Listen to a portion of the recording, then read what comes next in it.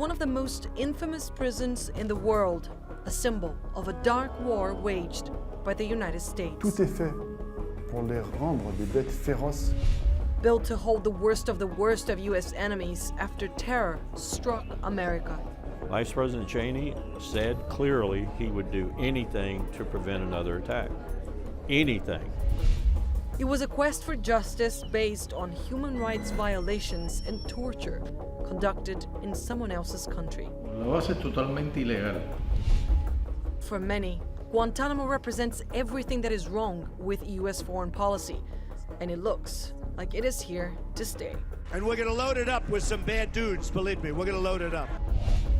We traveled to Gitmo 15 years after the detention facility opened to find out whether it has done more to help or hinder America's fight against terrorism.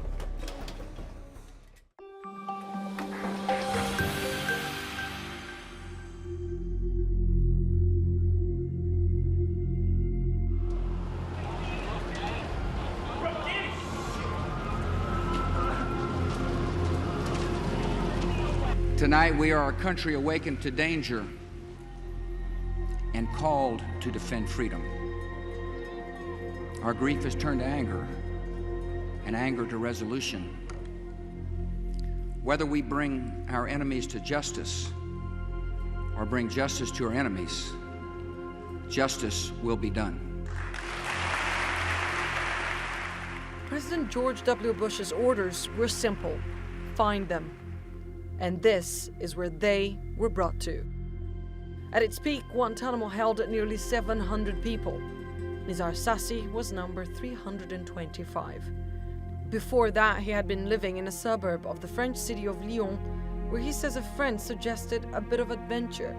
He was 21, unemployed, and liked guns. But he says he'd never heard of al-Qaeda until he got to Afghanistan. Et c'était le camp de Ben Laden en fait.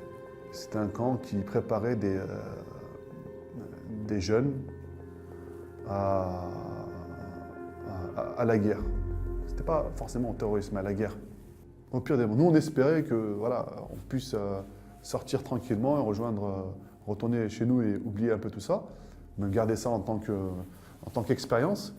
Mais le monde a été chamboulé par ces attentats. Donc ça, c'est des choses que personne ne maîtrise, mais c'est vrai que toutes les portes se sont fermées. But then these doors opened, and Nizar ended up in Guantanamo in January 2002 as a prisoner of the so-called War on Terror. Dès qu'on est arrivé là-bas, j'ai une impression, mais en fait c'était plus une impression, c'était une réalité après qu'on a découvert, c'est qu'ils ne maîtrisaient rien du tout. We negotiated for months to be allowed into the prison complex. The U.S. military agreed to take us on one of its carefully scripted and well-choreographed media tours. And for 2.5 days, soldiers showed us around Guantanamo Bay. Welcome to Camp 5. This is where non-compliant captives were locked up in isolation. The complex is now empty. But for how long? So we have 75 empty cells? Correct. That could host prisoners today? Yes. There were strict rules on what could and could not be photographed. And soldiers frequently checked our footage and deleted pictures they said exposed sensitive information or violated the privacy of the prisoners. 41 men remain in detention in Guantanamo. 15 are considered high-value detainees and are kept in a secret location, including the so-called 9/11-5, the 5 men accused of plotting the terror attacks. We were taken to see the other 26 in the morning and during prayer time. It felt like we were spying and was by far the most uncomfortable moment of our time in Guantanamo. This is the closest we can get to detainees. Behind this glass door, there is a communal area, a space where they get to spend time together, read together, have their meals together. We're not allowed in any way to let them notice us, and if they do discover we're here and try to communicate with us in any way, we're going to be asked to leave the facility and we'll get our material deleted. Some of these men were sent here when they were only children. The youngest detainee arrived at the age of 13. This year, the oldest will mark his 70th birthday. But apart from knowing their name and age, we're kept in the dark about what really happens to the prisoners. So our only direct link to their story is Nizar, who spent 2.5 years inside Gitmo, during which he says he was beaten, humiliated, and sexually abused. Et bizarrement, pour moi, la plus cruelle et la plus difficile, c'était la torture psychologique. Parce que la torture physique était dure, violente, humiliante, mais elle s'arrêtait. C'est-à-dire le matin, dès que je me levais, j'étais content de pouvoir être sain d'esprit. Et mon objectif dans la journée, c'était d'arriver au soir et d'être toujours sain d'esprit. Donc c'était toujours ça mon objectif. Parce qu'autour de moi, je voyais des autres détenus qui étaient tout à fait normaux et qui, du jour au lendemain, ont craqué. Inside these cells, the United States is accused of having committed some of the worst human rights violations of its history, including waterboarding, a technique experts describe as a mocked execution. There are other techniques that they use, including they call them confinement boxes, which is placing someone in something the size of a coffin. A technique called walling, we would repeatedly throw someone into a wall. Nizar says the cruel treatment reserved for Guantanamo detainees went even further and makes allegations that the United States experimented with medicine.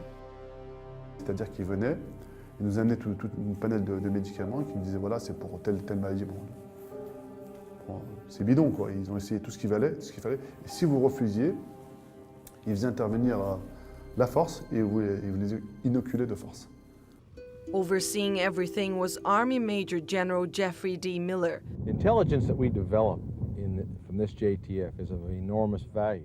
A distinguished service member praised as an innovator by the U.S. military. General Miller took what was initiated at Guantanamo and exported it to other locations. He came for a visit and an assessment and implementation of a plan already in place at Guantanamo Bay, Cuba. His words were that he was going to Gitmoize Abu Ghraib, and he was going to make it the interrogation center for all of Iraq. But he went well beyond Iraq, as the U.S. put together its extraordinary rendition program, capturing and holding suspected terrorists in secret black sites across the world. Meanwhile, a battle was going on in Washington. The CIA and George Tenet and Secretary Rumsfeld and the Pentagon, they each wanted to outdo one another, to be the savior of America, you know, pressure. And so you got the CIA looking everywhere for interrogation techniques that would work, they thought, and you got the Pentagon trying to beat the CIA. The Bush administration's argument was that the end justified the means, and that information extracted from these detainees would help the U.S. prevent new attacks. It was a theory later dismissed by a U.S. Senate investigation which called the strategy brutal and ineffective. They're a very effective means to get someone to do what you want them to do. They're not a very effective means to get the truth. In 2009, President Barack Obama abolished the Enhanced Interrogation Technique program, and the president himself came to admit what the U.S. had done. In the immediate aftermath of 9/11, we did some things that were wrong. We did a whole lot of things that were right, but we tortured some folks. Today, military personnel in Guantanamo insist this is a very different place. I've never heard that the DoD personnel here, the Army, the Navy, Air Force, Marines, Coast Guardmen, they do things the right way. And those reports out there, just as you say, I can't really speculate on them. What hasn't changed is the legal limbo this place represents for the men who have not been charged with any crime. For the advocacy network that represents some of them, the U.S. is not at all interested in putting most of these detainees on trial. He just wants to keep the detention facility open. The Defense Department wants to preserve its prerogative to run a detention facility. And they see Guantanamo as the most viable detention facility for any future conflicts that they might be fighting. You know, if they end up sweeping into Somalia and detaining hundreds of prisoners who can't be charged with any legitimate war crime, but they don't want to release right away, or maybe they want to, you know, hold them and interrogate them in case they capture new people or something like that. Well, they want Guantanamo to be a place that's open and available to warehouse. And that place is conveniently close, less than 200 kilometers from the coast of Florida. Guantanamo is America's oldest offshore base. It's been here in Cuba for over 100 years. And the sleepy town of Caimanera has long lived under the shadow of the American presence here in Cuba. It lies just a few hundred meters away from the entrance of the base. Only those authorized by the Cuban Interior Ministry get past the 3 military checkpoints that control access to the village. A village where many of the people wish the American base would just close. Con la maniobra que ellos hacían aquí cerca de la base, ahí en la base naval, se hacían unas maniobras que siempre el pueblo estaba asustado porque se sentían las bombas como si estuvieran cayendo aquí mismo. Yo he conversado con personas que están locos, bueno, de mi edad, que dicen, ay, ¿hasta cuándo? Ya, si eso nos pertenece, si eso es de nosotros, que nos lo den. Many hoped that the recent normalization of ties between the U.S. and Cuba would eventually lead to the departure of the U.S. troops stationed here. But the construction of the detention facility inside the base has renewed Guantanamo's military importance and reduced the chances of the base ever shutting down. La presencia de una base militar en Guantánamo en contra de la voluntad de nuestro pueblo en territorio nuestro es como un puñal clavado en el alma del pueblo cubano. Hasta que no se vaya a la base, ese puñal seguirá sangrando. Back on the other side of the fence, the new U.S. president's plan to expand Guantanamo has yet to materialize. But the commander of the Joint Detention Group tells us the prison can accommodate more people. I mean, we have capacity for up to about 200 detainees, but that's a very fluid number because that all depends upon the category of the detainees that would be coming in, if there's male-female mixture. So there's a lot of different things that could come into play as to how many detainees we could actually take in.